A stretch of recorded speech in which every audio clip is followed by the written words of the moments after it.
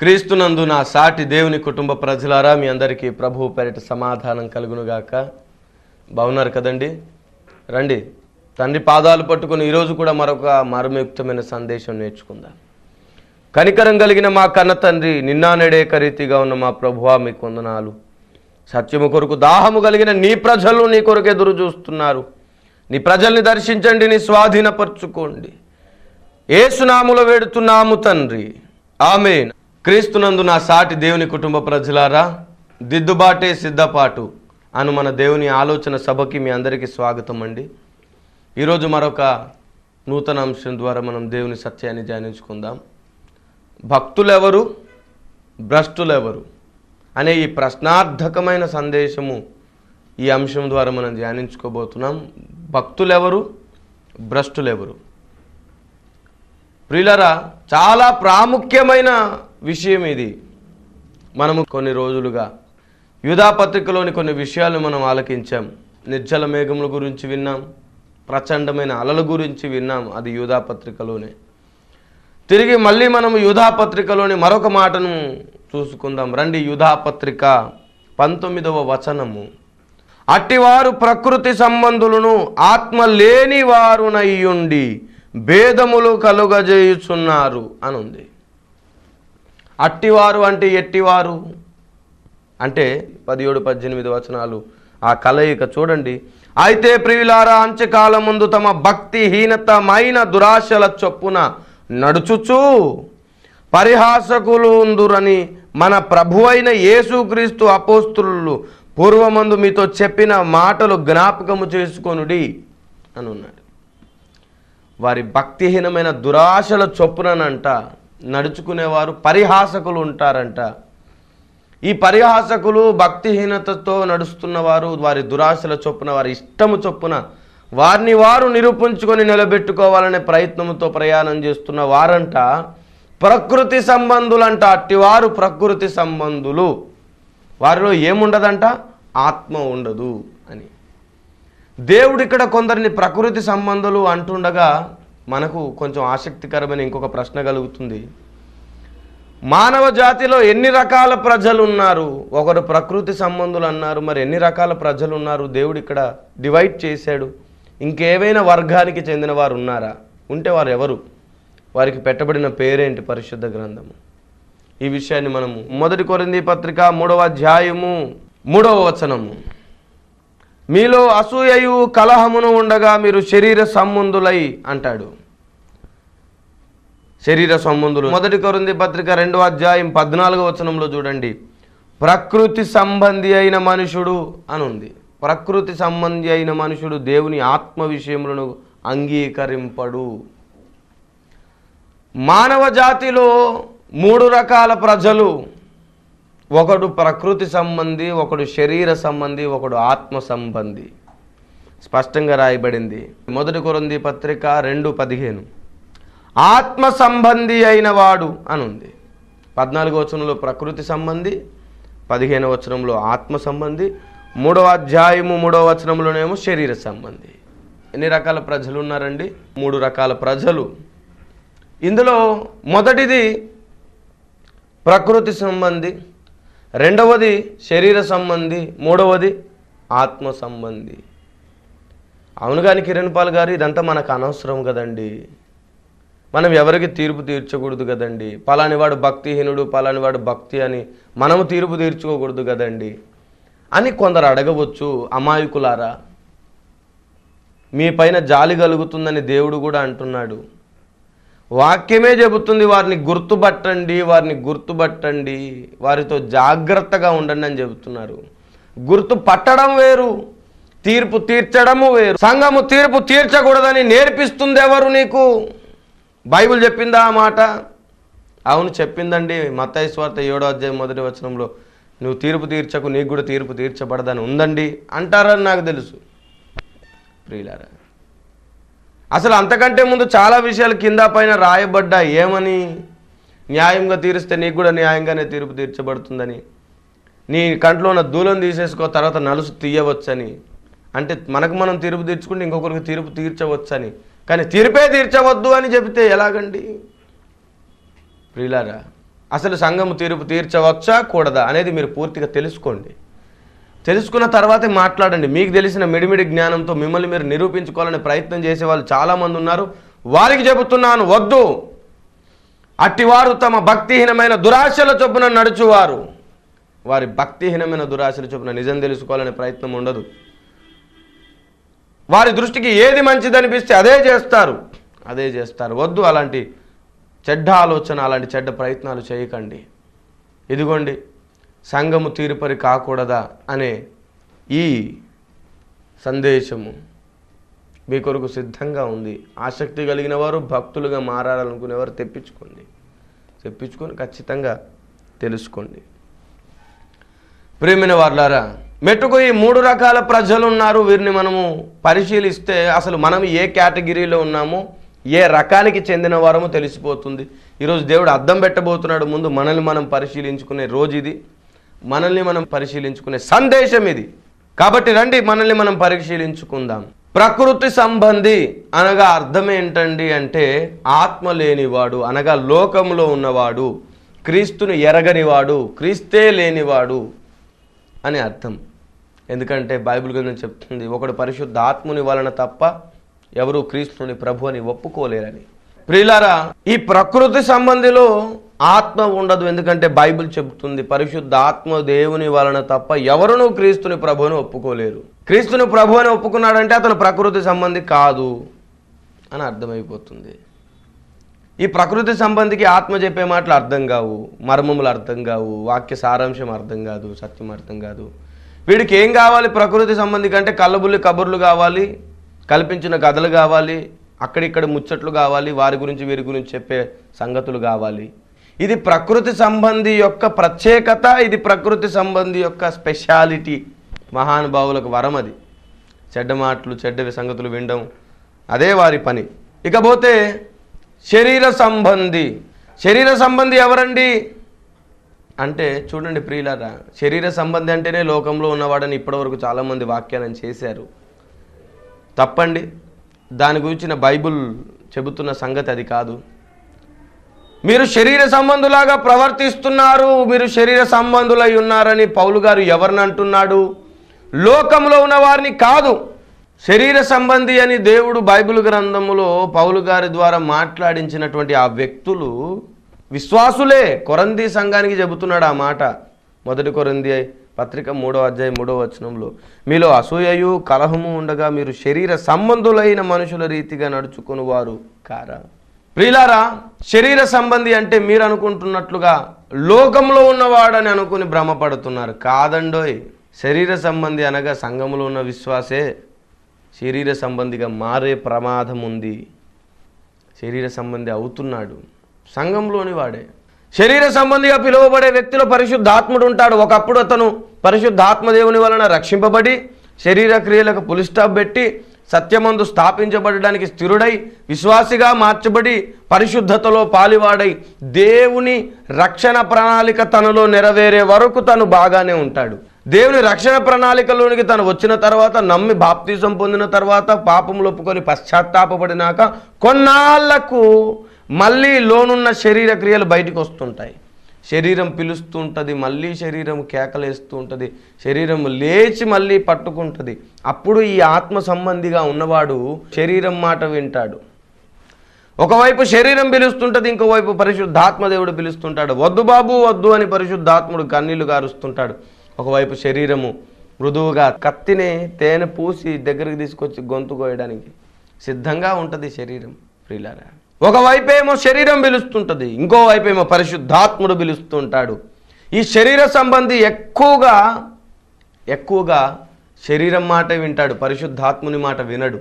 అందుకు అతనికి పెట్టిన పేరు శరీర సంబంధి. శరీరానికి సంబంధించిన వాడు, శరీర కోరికలు నెరవేర్చుకునేవాడు, శరీరపు తలంపులు ఆలోచించేవాడు, శరీరం ఏది చెప్తే అది వినేవాడు.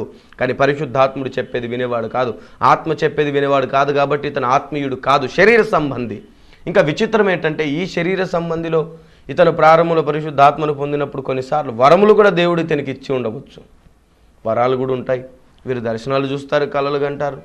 వీరిలో అభిషేకం ఉంటుంది, వీరు స్వస్థపరిచే కృపావరాలు కూడా కలిగి ఉండవచ్చు, వీరు ప్రవచించవచ్చు, వీరు వివేచించవచ్చు, వీరిలో ఒకప్పుడు వీరు ఆత్మీయంగా ఉన్న దినాల్లో దేవుడిచ్చిన బహుమానాలు కూడా ఉండవచ్చు. ఇలా శరీర సంబంధిలో అన్ని రకాలుగా ఉండవచ్చు. కొరంథీ సంఘంలో సకల శుభగుణములు కలిగిన వారు ఉన్నారు. కానీ వారిలో కలహము, వారిలో ద్వేషము, లోక సంబంధమైన తత్వం వచ్చేసి వారంట శరీర సంబంధులుగా మార్చబడ్డారంట వారిలో కొందరు. పౌలు గారు వారిని గద్దిస్తున్నారు, మీరు శరీర సంబంధులై ఉన్నారు.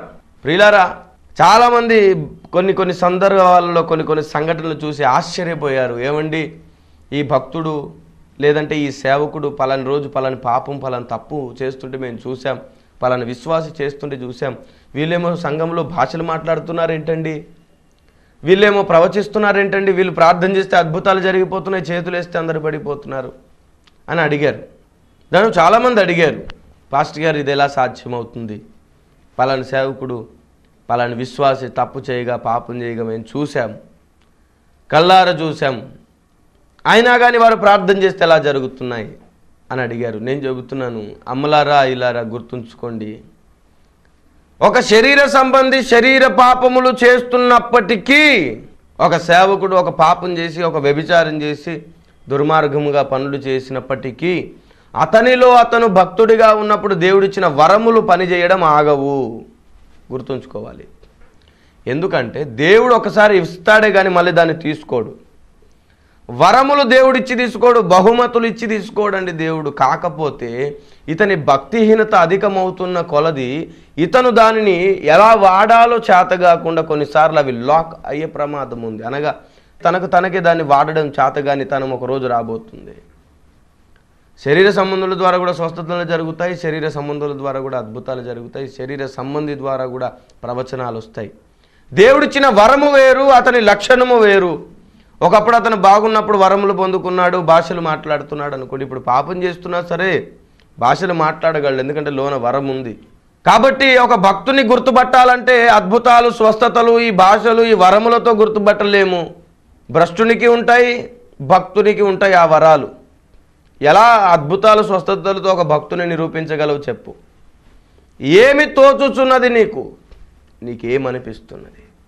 శరీర సంబంధికి ఎప్పుడు లోకానుసారమైన ఆలోచనలు ఉంటాయి, ఆత్మానుసారమైన ఆలోచనలు ఉండవు. శరీర సంబంధిని అనగా భక్తిహీనుని భక్తుని ఎలా గుర్తుపడదా అని చెప్పండి? ఎలా గుర్తుపడతావు? వాడు వ్యభిచారం చేసి దొంగతనం చేసిన వాడు మాత్రమే భ్రష్టుడా? ఆ మాటకు వస్తే బిలాం చేసిన తప్పేంటి? మనలో దాగిన కోరాహులు అనే ఒక టైటిల్తో నేను మెసేజ్ చేశాను. సంఘంలో బిలాములు అనే టైటిల్తో సందేశం రిలీజ్ చేశాను. ఇదిగోండి, ఈ 2 DVDs మీరు తెప్పించుకొని వింటే మీకు చాలా విషయాలు అర్థమవుతాయి, చాలా విషయాలు మీరు తెలుసుకుంటారు. ప్రియులారా, మనసున పెట్టండి. బిలాము ఏం తప్పు చేశాడు? వ్యభిచారం చేశాడా? దొంగతనం చేశాడా? ఏం చేయకుండా భ్రష్టుడు ఎలా అయ్యాడు చెప్పండి? ఒక మహాభక్తుడు, దేవునితో ముఖాముఖిగా మాట్లాడేవాడు భ్రష్టుడు ఎలా అయ్యాడు? యూదా పత్రిక అతన్ని భ్రష్టుడని ఎందుకు పిలుస్తుంది 11వ వచనంలో? ప్రియులారా, ఎప్పుడైనా మీకు ఆ విషయం మనసులు తట్టిందా? ఏం తప్పు చేశాడు? వ్యభిచారం చేయలేదు, దొంగతనం చేయలేదు, ఇష్టం వచ్చినట్టు తిరగలేదు. ఏం తప్పు చేశాడని భ్రష్టుడయ్యాడంటే దానికి ఒక కారణం ఉంది. కాబట్టి భ్రష్టత్వానికి గల కారణం ఏంటంటే దేవుని చిత్తము గుర్తుపట్టకపోవడం, దేవుని చిత్తం ఈ తరంలో ఏంటో తెలుసుకోకపోవడం, ఆ చిత్తము చెయ్యాలనుకోకుండా మనుషుని ఇష్టము చేయడము, అది భక్తిహీనత చొప్పున దురాశలు నెరవేర్చుకునే ప్రయత్నం. ప్రియులారా, చాలా అజ్ఞానంలో ఉంది ఈ దినపు సంఘం. ప్రియులారా, గుర్తుపట్టండి. శరీర సంబంధిలో నుండి కూడా దైవ ఆత్మ క్రియలు జరుగుతాయి. ఎందుకంటే ఇతను ఒకప్పుడు భక్తుడిగా ఉన్నాడు. మీకు విషయం చెప్పనా, ఒకప్పుడు ఇతను భక్తుడిగా ఉన్న దినాల్లో దేవుడు ఇతనికి ఇచ్చినటువంటి వరములను బట్టి అనేకులు ఇతని దగ్గరకు వచ్చేవారు, ఇతని ద్వారా స్వస్థత పడేవారు, లేదంటే ఆవిడ ద్వారా స్వస్థత పడేవారు.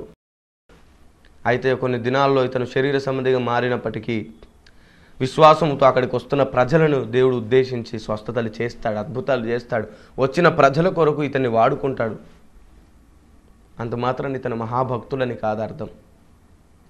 గుర్తుంచుకోండి, ఎప్పటికైనా గుర్తుంచుకోండి, ఒక వ్యక్తి భక్తుడని గుర్తుపట్టేది అద్భుత ఆశ్చర్య సూచక క్రియలు బట్టి కాదు.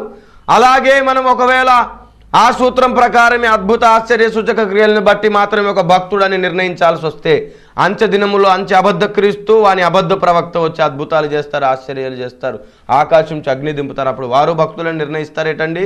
చెప్పండి. మరి అలాగ అయిపోయింది ఈ దినపు సిచ్యువేషన్. ఈ దినము చాలామంది మనసులు మారిపోయాయి, ఆలోచనలు మారిపోయాయి. అందరు ఈ దినాల్లో దేనికి ఎక్కువ విలువనిస్తున్నారంటే ఆ వ్యక్తి కారులో వచ్చాడా, బండి మీద వచ్చాడా, ఆ వ్యక్తి పేరు కలిగిన వాడా, ఆ వ్యక్తికి సంఘాలు ఉన్నాయా, ఆ వ్యక్తి వెనకాల ఎంత డబ్బు ఉంది, ఎంత పేరు ఉంది. ఇది ఈ దినాల్లో చూస్తున్నారు. ఇది ప్రకృతి సంబంధి లక్షణం, శరీర సంబంధి లక్షణం ఇది. ప్రియులారా, కారులో వచ్చిన వానికి ఒకలాగా మర్యాద చేస్తారు, బండి మీద వచ్చిన వానికి ఇంకోలాగా మర్యాద చేస్తారు. అంతేగాని దేవుడు అతన్ని ఏ విధంగా వాడుతున్నాడు ఆ ప్రకారంగా ఆలోచన చేయరు. ఆ ప్రకారంగా. అలాంటి దుర్మార్గ తత్వము సంఘంలో జొరబడింది. ఎంత అజ్ఞానం, ఎంత అజ్ఞానం. అదా దేవుడు చూసేది. ప్రియులారా, గుర్తుంచుకోండి, ఎప్పుడైనా మనసులో పెట్టుకోండి. శరీర సంబంధి లక్షణాలే అవి, శరీర తలంపులే అవి. ఈ లోకంలో ఉన్నటువంటి వాటిని, ఈ లోకంలో హోదాలను చూస్తారు. చూడొద్దండి, మనం చూడొద్దు. ఎప్పుడైతే ఆ హోదా చూడడం ప్రారంభిస్తామో అప్పుడు మనకు దేవుని సత్య సారాంశం మనలోనికి రాదు, మనం భక్తులం అవ్వలేం. ఇకపోతే భక్తులను మనం గుర్తుపట్టడం ఎలాగా అంటే బైబిల్ చెప్తుంది, ప్రవక్తను గుర్తుపట్టాలంటే ప్రవక్త ఫలమును బట్టి గుర్తుపడతామంట. అనగా వారి బోధన బట్టి వారు భక్తుడో భ్రష్టుడో గుర్తుపట్టేస్తామంట. ప్రియులారా, వారి నోట నుండి వస్తుంది దేవుని స్వరమే అయితే, వారి నోట నుండి వస్తుంది దేవుని వాక్య అయితే, వారి నోట నుండి వస్తుంది బాధ్యతతో కూడిన దేవుని భారమే అయితే అతను భక్తుడు అవుతాడు. లేదు ఏది పడితే అది చెప్తున్నాడు, ఏది పడితే అది ప్రకటిస్తున్నాడు, సంఘానికి ఏం మేలు రావట్లా, సంఘం ఇంకా కన్ఫ్యూజన్లోకి వెళ్ళిపోతుంది, సంఘాన్ని కన్ఫ్యూజన్ నుంచి బయటకు వచ్చే పనే జరగట్లేదు. ఎంత మాటకి జక్కయ్య చెట్టెక్కాడు, లాజర్ లేసాడు, దేవుడు రక్షిస్తాడు, కాపాడుతాడు, అద్భుతాలు చేస్తాడు, భయపడకు ఇవే సందేశాలు వస్తున్నాయి అనుకోండి, గుర్తుపట్టలేం వాళ్ళ భక్తులో భ్రష్టులో. ఎంత అజ్ఞానం అయిపోయిద్దో చూడండి. మీకేమి తోచుచున్నది? దేవుడు అద్భుతం చేస్తాడు, భయపడకు, ఆశ్చర్యం చేస్తాడు, భయపడకనే మాట చెప్పడం అవసరమా? మీకు తెలీదు? దేవుడు కాకపోతే ఎవరు ఆశ్చర్యం చేస్తారు, దేవుడు కాకపోతే ఎవరు అద్భుతం చేస్తారు? కుక్క, పిల్లి, నల్లి చేస్తాయి అద్భుతాలు, ఆశ్చర్యాలు. దేవుడు ఒక ఆశ్చర్యం చేశాడు, అద్భుతం చేశాడంటే మనకేమైనా ఆశ్చర్యం? అది కాదుగా. అరే చెట్టు మాట్లాడుతుందండి అంటే అదొక పెద్ద ఆశ్చర్యం, ఎప్పుడు జరగంది జరిగింది.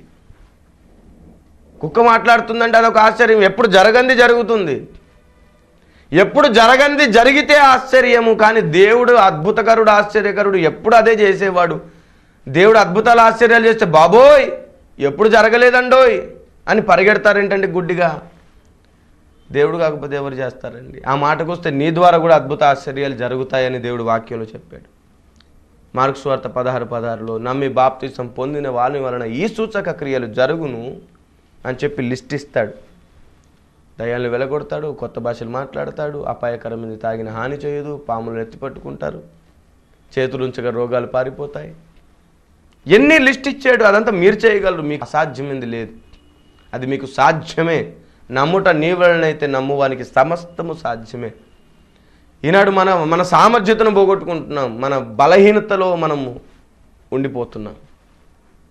ప్రియులారా, శరీర సంబంధి ఎప్పటికీ శరీరం మాట వింటాడు, దేవుని మాట వినడు. శరీరం ఎప్పుడు పాపం చేద్దాం రా అంటుంటే దేవుడు వద్దంటాడు. దేవుని మాట కూడా విన్నట్టే విని మళ్ళీ శరీరం మాట వింటాడు. ఇది శరీర సంబంధి లక్షణం. ఇక ఆత్మ సంబంధి విషయానికి వస్తే ఈ ఆత్మ సంబంధి ఎప్పటికీ పరిశుద్ధ ఆత్మదేవుని స్వరమే వింటుంటాడు. శరీరం మాట వినడు, శరీరం మాట పక్కన పెడతాడు, ఈ లోకానుసారమైన హోదాలు పక్కన పెడతాడు, ఈ లోకానుసారమైన మనుషుల్లాగా కాకుండా కొత్తగా ఆలోచిస్తాడు, భక్తుడు అవుతాడు. భక్తుడు అన్నీ వివేచిస్తాడు, కానీ భక్తుని అందరూ వివేచించలేరు. భక్తుడు ఎవరికి ఒక పట్టాన అర్థం కాడు అందరికీ, కానీ భక్తునికి అన్నీ అర్థమవుతుంటాయి, అన్నీ పసిగడుతుంటాడు. లోకానుసారంగా ఆలోచిస్తే భక్తుడు అర్థం కాడు మీకు. భక్తుని ఆలోచన వెర్రితనంగా అనిపిస్తుంది, ఎందుకంటే ఆనాడు దేవుని ఆలోచన వెర్రితనం అనిపించింది లోకానికి. ప్రియులారా, అదే ఆత్మీయంగా ఆలోచిస్తే భక్తుని ఆలోచన మహా అద్భుతాన్ని సృష్టిస్తుంది, ఒక పరిస్థితిని మార్చేస్తుంది, ఒక జనరేషన్నే తీర్చిదిద్దుతుంది. భక్తుని తత్వం అది. అయితే ఇక్కడ విచిత్రం ఏంటంటే శరీర సంబంధి అంటే విశ్వాసియే, ఒకప్పుడు విశ్వాసి తర్వాత శరీర సంబంధి అనుకున్నాం. ఆత్మ సంబంధి గురించి కూడా మాట్లాడుకున్నాం. ప్రకృతి సంబంధి అంటే ఎవరు అనుకున్నాం మనం? లోకంలో ఉన్నవాడు, క్రీస్తుని ఎరగని వాడు, అతనిలో ఆత్మ లేనివాడు అనుకున్నాం కదా. కానీ ఇక్కడ విచిత్రమైన విషయం, యూదాపత్రిక 19వ వచనంలో దేవుడు ఒకప్పటి భక్తులేనంట, ఆ భక్తులే ఇప్పుడు ప్రకృతి సంబంధులు అయ్యారంట. అంటే అర్థం ఏంటి? మళ్ళీ వారు లోకంలో కలిసిపోయారు, వారిలో ఆత్మ లేకుండా పోయింది. పరిశుద్ధాత్మదేవుడు ఒకసారి వస్తే ఇంకెప్పటికీ పోడు అనే ఆలోచన చాలామందికి ఉంది. తప్పండి. ఒకసారి పరిశుద్ధాత్మదేవుడు లోనికి వస్తే విడిచిపెట్టి వెళ్ళే ప్రమాదం కూడా ఉంది. రక్షణ పొందిన తర్వాత జాగ్రత్తగా కాపాడుకోకపోతే రక్షణ పోగొట్టుకునే ప్రమాదం కూడా ఉంది. ఎప్పటికి గుర్తుంచుకోవాలి. సంగమా, రక్షణ కోల్పోయే ప్రమాదం అనే DVD మీకోసము సిద్ధంగా ఉంది.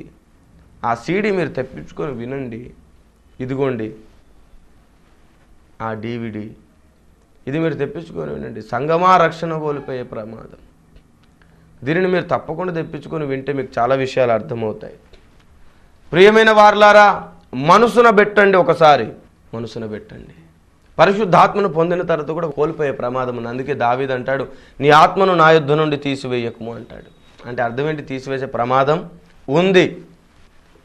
అలాగే ఒకప్పటి భక్తుడు, ఒకప్పటి దేవుని జతపని వారులు చాలామంది అంత్య దినాల్లోనంట వారి దురాశలు నెరవేర్చుకోవడానికి, అనగా వారిని వారు పరువు నిలబెట్టుకొని వారిని వారు రక్షించుకునే ప్రయత్నం చేస్తూ, మేము చేసిన బోధ కరెక్టే, తప్పని ఇప్పుడు నువ్వు నిరూపిస్తే మేము ఒప్పుకోం అని కొందరు ముందు వారిని వారు సర్ది చెప్పుకొని వారు చేసే బోధే కరెక్ట్ అని ఆ దురాశల చొప్పున సత్యమును అడ్డగించు వారు ఉన్నారు. వీరి మీద దేవుని కోపం రగులుతుంది. అప్పుడు దేవుడు, పరిశుద్ధాత్ముడు వీరిని విడిచిపెట్టి వెళ్ళిపోతాడు. అప్పుడు వీరు వెంటనే మళ్ళీ ప్రకృతి సంబంధులు అయిపోతారు. అది యూదాపత్రిక 19వ వచనం ప్రవచిస్తున్న మాట. అట్టివారు ప్రకృతి సంబంధులనై ఉండి ఆత్మ లేని వారునై ఉండి భేదములు పుట్టిస్తారకి. అప్పటికి వాళ్ళు చేసే పని ఏంటంటే ప్రచండ అలలుగా మారిపోయి లోకంలో కలిసిపోతారు. మళ్ళీ వెంటనే లోకంలో కలిసిపోయి వారు నురుగు కక్కుతుంటారు, అవమానమును నురుగు కక్కుతూ ఉంటారు. వారికి గౌరవం దొరకలేదని, మర్యాద దొరకలేదని, వారు బోధించింది అబద్ధమని నిరూపించబడిందని అంటారే కానీ, అయ్యో నిజమేనండి నేను చేసింది తప్పు అని ఒప్పుకుంటే దేవుడు వారికి ఇంకా పై స్థానం ఇస్తాడని అర్థం కాదు. వాళ్ళకి మనుషుల ముందు మెప్పు కోరాలని చూస్తుంటారు, కానీ దేవుని బోధను, దేవుని సత్యాన్ని, దేవుని సంఘాన్ని దేవుడు అనుకున్నట్లుగా కడదాం, నిరూపిద్దాం అనే ఆలోచన ఉండదు. అలాంటి వారు ప్రకృతి సంబంధులు అయిపోతారు. విచిత్రం ఏంటంటే లోకంలో ఉన్నవారిలాగే వీళ్ళు అయిపోతారు. కానీ చాలామంది అప్పటికే వారు ఒకప్పటి నక్షత్రాల్లాగా వెలిగిన వారు కదండి, ఒకప్పటి భక్తులుగా ఉన్నవారు కదండి, ఒకప్పుడు వారికి పేరు ప్రఖ్యాతులు చాలా ఫాలోయింగ్ ఉంది కదండి. వారు భ్రష్టులైన తర్వాత కూడా ఈ విశ్వాస సమూహం వారిని గౌరవిస్తూనే ఉంటుంది, వారికి ఆ హోదాలు సన్మానం చేస్తూనే ఉంటుంది. వారు ప్రకృతి సంబంధులైనా కానీ వీరిలో ఎప్పుడు రాజకీయ తత్వమే ఉంటుంది. ఈ గుంపులు ఎప్పుడు కొట్లాడుకుంటూనే ఉంటాయి, వాళ్ళ మీద వీళ్ళ మీద, వారి తత్వం వీరి తత్వం, వాళ్ళ ఆలోచనలు వీళ్ళ ఆలోచనలు, వాళ్ళ తలంపులు వీళ్ళ తలంపులు, ఇవే గొడవలిక, వేరే ఆలోచన ఉండదు. రాజకీయ నాయకులు కొట్టుకున్నట్టు కొట్టుకుంటుంటారు ఈ ప్రకృతి సంబంధులు. ఇదిగో గుమ్మడికాయల దొంగ అంటే భుజాలు దడుముకోవడం ఎందుకు? నేను అంటున్నాను, పేరు పెట్టి అన్నాను ఎవరినైనా. తత్వం ఇది, వారి తత్వం ఇది. ఒకవేళ ఆ తత్వం నీలో ఉంటే మార్చుకోవడం మంచిది. సేవకుడా, విశ్వాసి, మార్చుకోవడం మంచిది. మనం మార్చుకుందాం, నేను నువ్వు అందరం కలిసి మార్చుకుందాం, ఎప్పటికప్పుడు సరి చేసుకుందాం, దిద్దుకుందాం. దిద్దుకోకపోతే సిద్ధపాటు లేదు, దిద్దుబాటే సిద్ధపాటు, లేదంటే లేదు. చాలామంది దిద్దుకోరంట. దిద్దుకోని వారిని దేవుడు ఏమంటున్నాడు చూడండి ఒకసారి. కీర్తన గ్రంథం, అందరూ రండి కీర్తన గ్రంథం, మీ బైబిల్ తెరిచి చూడండి అందరూ దయచేసి. 50వ కీర్తన 17వ వచనము చదువుతున్నాను. దిద్దుబాటు నీకు అసహ్యము కదా అంటున్నాడు. చాలామందికి దిద్దుబాటు ఇష్టం లేదు, మార్చుకోరు. దిద్దుబాటు నీకు అసహ్యము కదా, నీవు నా మాటలు వెనుకకు తోసిపుచ్చావు. తప్పును సరిదిద్దుకోలేని వారు దేవుని మాటలు వెనక్కి తోసిపుచ్చుతున్నారంట. వాళ్ళు ఎవరండి? దేవా నువ్వు ఎవరిని ఇలాగ అంటున్నావు అని అంటే 16వ వచనంలో జవాబు చూడండి. భక్తిహీనులతో దేవుడు ఇట్లు సెలవిస్తున్నాడు. భక్తిహీనులకే మార్చుకోవడం ఇష్టం ఉండదు, దిద్దుబాటు ఇష్టం ఉండదు. వీళ్ళారు దానికి ఇంకో 10 కల్పించుకొని వారిని వారు నిరూపించుకొని, ఇప్పుడు అవసరమా అండి ఇవన్నీ? మనకెందుకండి ఆ మర్మాలండి? మనకు విశ్వాసము, దేవుని పరలోకం పోవడం కావాలి, ఇంకెందుకు ఇవన్నీ అంటారు ఆ భక్తిహీనులు. కానీ వారు భక్తుల్లాగే బయటికి కనబడుతుంటారు. ఎప్పుడైతే దేవుని వాక్య మర్మమును తోసిపుచ్చుతారో, ఎప్పుడైతే దేవుని సందేశం విశ్వాసికి పరిపూర్ణంగా అందకుండా తోసిపుచ్చుతారో, పరలోకం పోవడం ఒకటే చాలు అనుకుంటారో వారు మెల్లిమెల్లిగా విశ్వాసుల్ని కూడా భక్తిహీనులుగా చేస్తున్నారని అర్థం. మార్చుకోవాలి, ఆ తత్వం మార్చుకోవాలి. అదే ఎందుకండి పరలోకం పోవడమే కావాల్సి వస్తే పౌలు అంత బాధపడాల్సిన పని లేదు, పౌలు అంత పోరాటం చేయాల్సిన పని లేదు, పౌలు అంత ఖచ్చితంగా నిరూపించాల్సిన పని లేదు, అన్ని మర్మాలు చెప్పాల్సిన పని లేదు, అన్ని రహస్యాలు చెప్పాల్సిన పని లేదు. ఇంకా దేని గురించి మనకు అవసరం లేదు. యేసు ప్రభువుని నమ్మి ఏ తప్పు చేయకుండా జాగ్రత్త పడితే చాలు, పరలోకం వెళ్ళిపోతారుగా, ఇంకేంటి. కానీ పరలోకంలో హెచ్చు తగ్గులు ఉన్నాయి, పరలోకంలో స్థాయిలు ఉన్నాయి. పరలోకంలో కొందరు కింద ఉంటారు, కొందరు పైన ఉంటారు, కొందరు ఆ పైన ఉంటారు, కొందరు మహిమలో ఉంటారు, కొందరు అధిక మహిమలో ఉంటారు. అధిక మహిమలో ఉండాలంటే ఏం చేయాలి? మహిమలో ఉండిపోవాలంటే ఏం చేయాలి? అసలు మహిమలో లేకుండా పరలోకంలో ఒక మూలను ఉండాలంటే ఏం చేయాలి? ఇలాంటి చాలా ఉన్నాయి. తొందరలో మీకు ప్రకటిస్తాను ఆ విషయాలు కూడా ప్రియులారా. అప్పుడు కూడా మీరు ఏ స్థాయిలో ఉన్నారో తెలిసిపోతుంది మీకే, ఏ స్థాయికి ఎదగాలో తెలిసిపోతుంది మీకే. ఏమండి, చాలా జాగ్రత్తగా ఉండండి. భక్తులు ఎవరు, భ్రష్టులు ఎవరు మీరు ఎలా గుర్తుపడతారు? అద్భుత ఆశ్చర్య సూచక క్రియలను బట్టి కాదు. ఏమండి, ఆ మాటకు వస్తే దయ్యాలు కూడా అద్భుత ఆశ్చర్యాలు చేస్తే భక్తులు అయిపోయినాయి ఏంటండి? కావు కదా. వారి నోట వస్తున్నటువంటి సర్వసత్యమును బట్టి మాత్రమే, వాక్యమును బట్టి మాత్రమే అతను భక్తుడా భ్రష్టుడా తెలుస్తుంది, లేదంటే తెలియదు. ఫలమును బట్టి మాత్రమే తెలుస్తుంది, ఫలమును బట్టే తెలుస్తుంది. కనుక గుర్తుపట్టండి, భ్రష్టులను భక్తులను గుర్తుపట్టాలి, జాగ్రత్తగా ఉండాలి. నీ సపోర్ట్ ఒకవేళ భ్రష్టత్వానికైతే నువ్వు కూడా భ్రష్టత్వానికి సపోర్ట్ చేస్తున్నందుకు అరుణోదయం నీకు కలగదు.